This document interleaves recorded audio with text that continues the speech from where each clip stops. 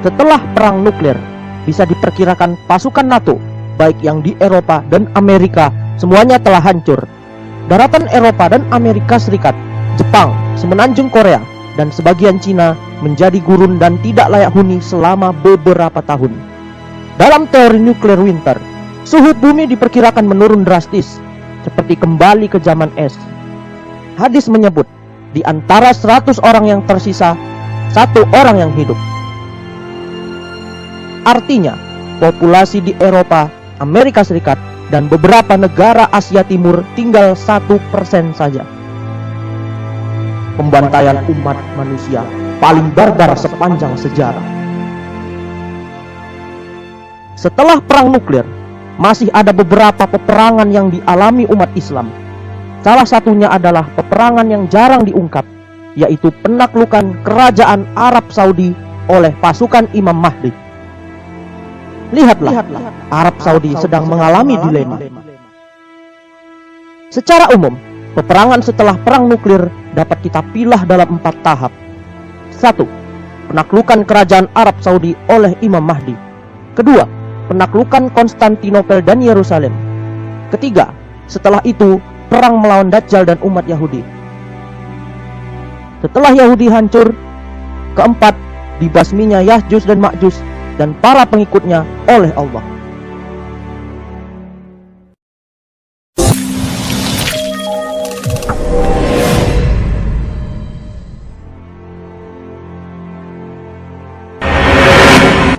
Satu, penaklukan kerajaan Arab Saudi oleh Imam Mahdi. Suka nggak suka, ada hadis yang telah mengisyaratkan hal ini. Dari manakah kita bisa menyimpulkan begitu? Yuk kita simak hadis yang paling sensitif bagi kalangan Wahabi ini.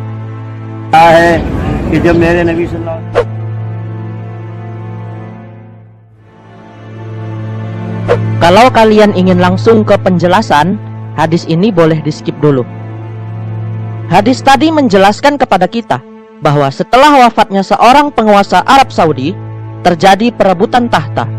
Lalu tidak lama setelah itu muncullah Al-Mahdi. Kerajaan Saudi yang selama ini memang mengingkari kemunculan Al-Mahdi pun langsung menolaknya dan mengirim pasukan dari arah Suriah. Namun Allah menenggelamkan mereka ke dalam bumi. Peperangan pun dimenangkan oleh pihak Imam Mahdi. Alangkah ruginya orang yang tidak ikut pembagian ghanimah perang melawan suku Qauf ini. Al-Mahdi membagikan harta rampasan yang dimiliki oleh keluarga terkaya Quraisy ini, kerajaan Saudi.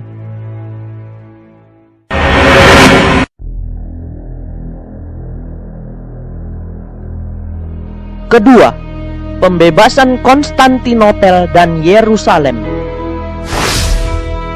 Seperti yang telah kita ketahui, perang nuklir antara Rusia melawan Amerika Serikat dan sekutu mereka mengakibatkan seluruh teknologi senjata canggih yang menggunakan satelit rusak. Walaupun negara superpower musnah karena seluruh udara di bumi dipenuhi asap radiasi nuklir, Rusia berhasil bertahan dari ad-dukhon. Sebelum pembebasan Konstantinopel, terjadi perang antara Rusia dan Imam Mahdi. Bagaimana peristiwa itu? Mari kita langsung simak hadis riwayat Muslim berikut. Atau kalian bisa langsung skip kalau ingin langsung ke penjelasannya.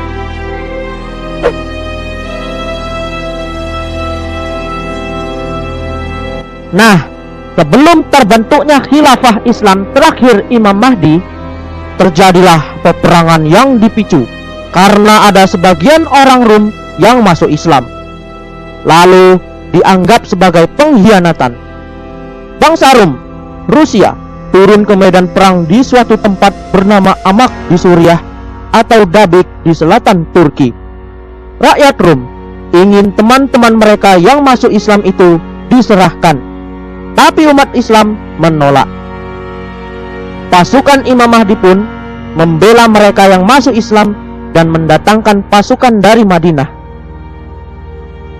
Perang pun terjadi. Sepertiga dari pasukan melarikan diri, dan Allah tak akan mengampuni dosa mereka. Sepertiga lagi gugur sebagai syuhada dan sepertiganya memenangkan pertempuran itu. Setelah mengalahkan bangsa Rusia, pasukan Al-Mahdi menaklukkan Konstantinopel. Pertanyaannya, kenapa Konstantinopel harus ditaklukkan? Bukankah Istanbul sekarang dikuasai oleh orang-orang Islam? Kami menganggap bahwa Turki saat ini masih secara resmi berhubungan diplomatik dengan Israel dan juga anggota resmi NATO. Disinilah diperlukan ketelitian dan pandangan yang terbuka dalam memahami situasi politik internasional akhir zaman. Karena para pemimpin-pemimpin dunia, bahkan dari negara-negara muslim pun memakai topeng yang sangat tebal.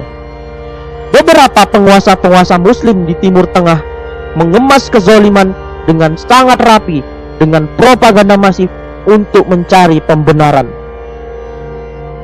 Beberapa di antaranya secara diam-diam bersekutu dengan Zionis Israel.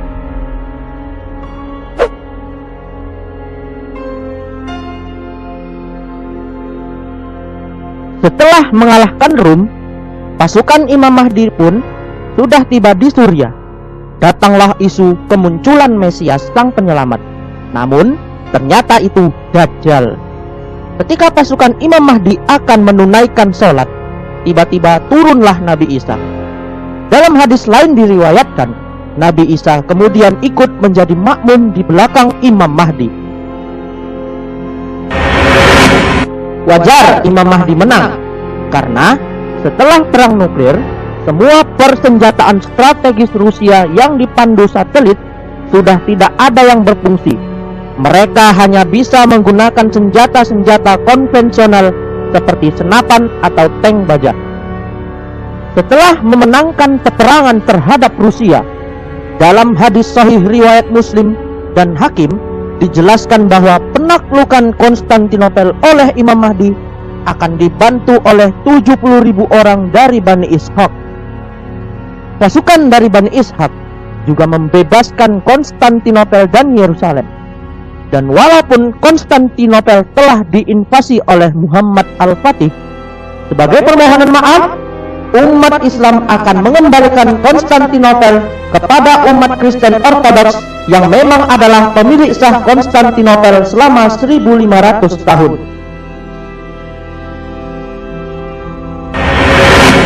Banyak juga sih kontroversi tentang siapa Bani Ishaq.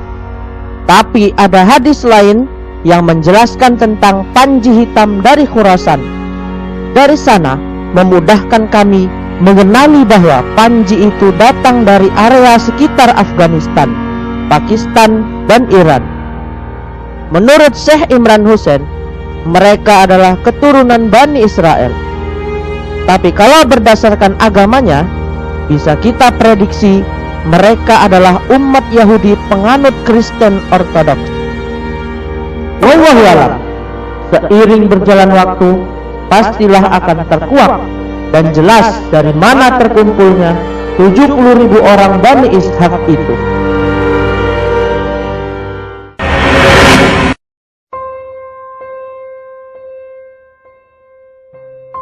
Ketiga, perang melawan Dajjal dan umat Yahudi.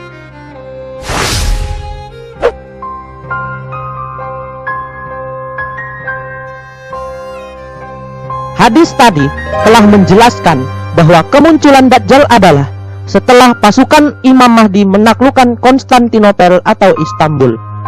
Tidak lama setelah munculnya Dajjal, di mana dia hanya punya waktu 37 hari, maka turunlah Nabi Isa di Masjid Menara Putih di Damaskus Timur. Jika melihat Nabi Isa, Dajjal pun akan meleleh dan binasa. Tapi inilah cara Allah. Nabi Isa membunuh Dajjal dengan tangannya. Nabi Isa membunuh Dajjal dengan tombak. Kata binasa mengisyaratkan bahwa kemungkinan Dajjal dimusnahkan atau disirnakan oleh Allah setelah kematiannya. Yuk kita pahami lagi hadis yang menjelaskan bahwa Nabi Isa akan berada di Damaskus.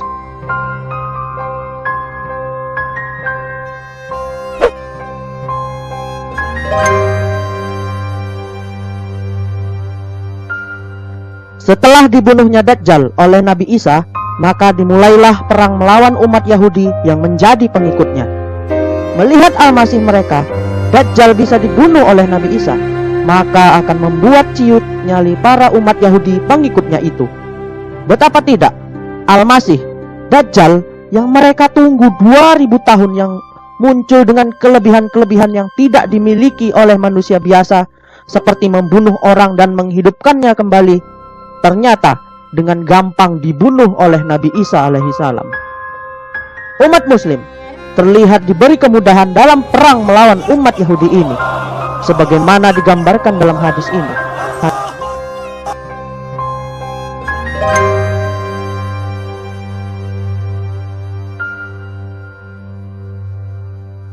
Hanya pohon Gorkat yang melindungi mereka. Apa yang dimaksud dengan pohon Gorkat? Silahkan tonton videonya di channel Bedah Buku yang lain.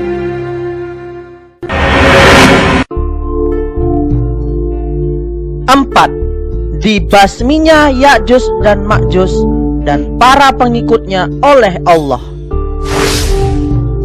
Para pencipta perang nuklir, yaitu para elit globalis pendukung Zionis, telah menyiapkan bunker-bunker anti nuklir yang tersebar baik di Eropa, Amerika, Israel, dan bahkan di New Zealand.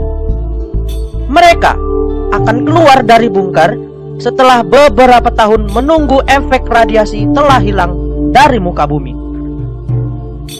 Kemudian mereka pun bersiap memerangi Nabi Isa dan pengikutnya.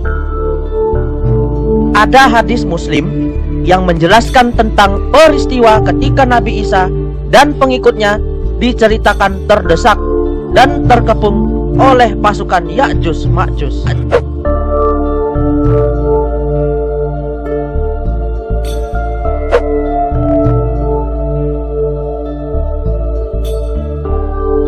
Hadis ini menjelaskan kekuatan Ya'juj Ma'juj yang tidak bisa dikalahkan, bukan karena kebal dan kuat secara fisik, tapi karena mereka selalu hanya di balik layar dalam menzolimi umat manusia dari ras lain.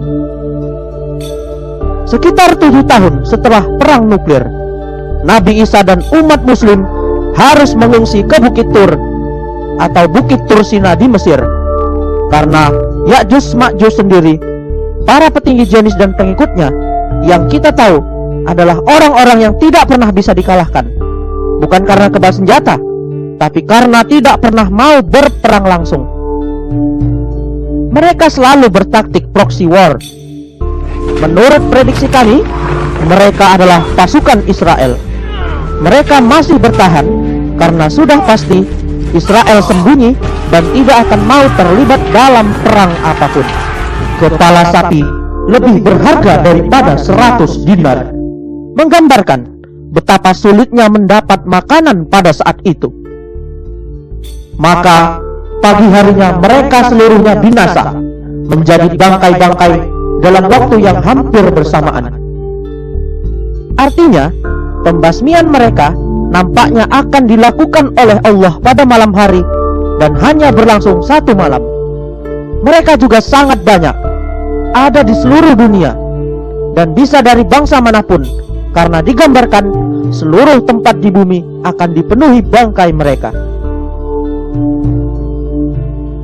Kemudian Allah kirimkan hujan yang tidak menyisakan satu pun rumah maupun kemah, lalu membasahi bumi hingga menjadi licin. Kemudian dikatakan kepada bumi itu, tumbuhkanlah buah-buahanmu dan kembalilah berkahmu. Kalimat tadi memberi gambaran bahwa setelah ini maka seluruh bumi akan menjadi subur dan dimulailah kekhalifahan terakhir akhir zaman, yang digambarkan tidak ada orang kekurangan secara ekonomi dan tidak ada peperangan lagi sebelum dunia memasuki proses kiamat.